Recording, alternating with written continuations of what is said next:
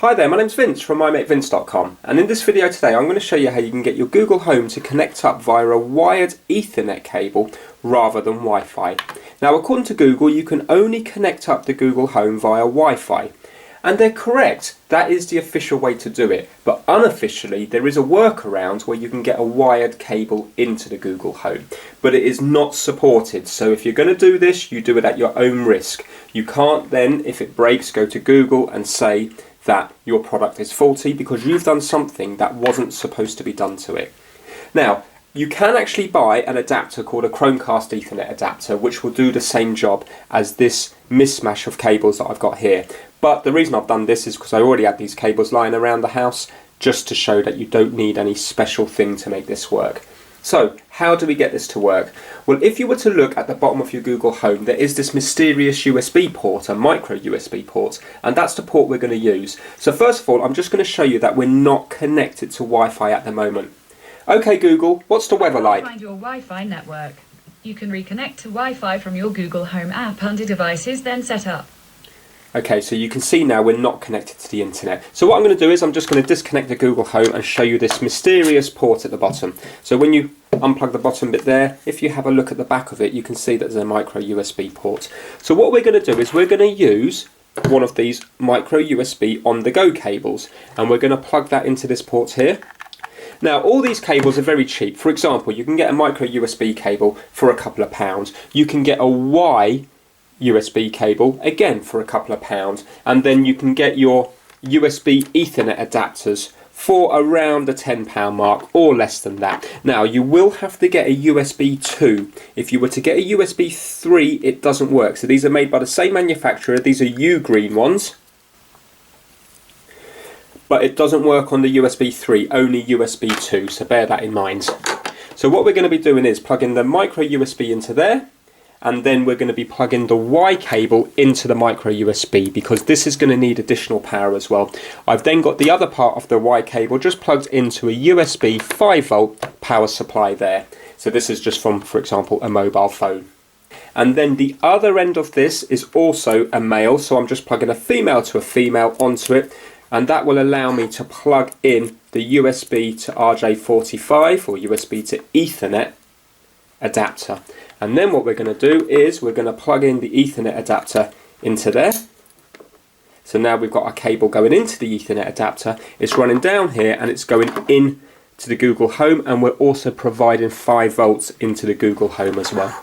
So now let's plug it back in. The problem is, as you can see, we're not going to be able to get the base back on. So if you were going to try and do this as a long-term solution, then what you're going to have to do is you're going to have to butcher your base, and you're going to have to make a hole in the base so you can pass the on-the-go USB cable through it. Problem is, when you don't have this on, there's a good chance you're going to end up damaging your speakers by pulling it around the place, and also it's not as stable when it hasn't got the base on. Right, so we're going to plug the power back into it now, and we're just going to let it boot back up.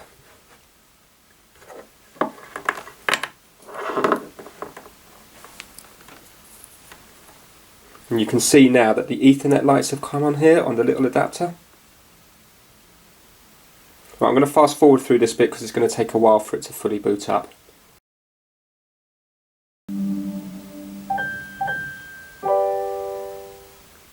Okay, so now we're ready to go. You can see the lights are still on, and we've got our solid white light there. Okay Google, what time is it? 5:58. And then all the buttons still work on the top. So for example, I can still do my volume there. I can still hold it down to ask it something. What's the weather like in London? It's currently 16 degrees and cloudy there. There will be showers today with a forecast high Google, of 17 stop. and a... Right, and just to show it is working on Ethernet, I'm going to unplug this now and ask it another question. Okay Google. I can't find your Wi-Fi network. You can reconnect to Wi-Fi from your Google Home app under Devices, then Set Up. Okay, now I'm going to plug it back in, and now if you wait about 20 seconds it will start working again. I'm just going to fast forward through this bit. Right, so it appears to be working again now. So now what we can do is we can hit the mute button as well. So everything will work. As you can see, the volume works here. If I was to hit the mute button, then microphone is muted. It is now muted. I can unmute it. The microphone is back on. Okay Google, what time is it? 6:03. Now let's mute it. The microphone is muted. Okay Google, what time is it? There you go, so it can't hear me now. So you can see that it works as it should do. Now, other things that I tried plugging in a USB hub into here, and it does work via the USB hub. So then I thought possibly I might be able to plug in a USB sound card, and then I could use my headphones straight into it, or even a microphone in, thinking now if you wanted to speak to this from a distance. So basically I plugged in my little gaming headset here, but unfortunately nothing happened when I plugged in the USB sound card. So I've tried plugging various things into it, but the only thing I can get to work is the Ethernet adapter.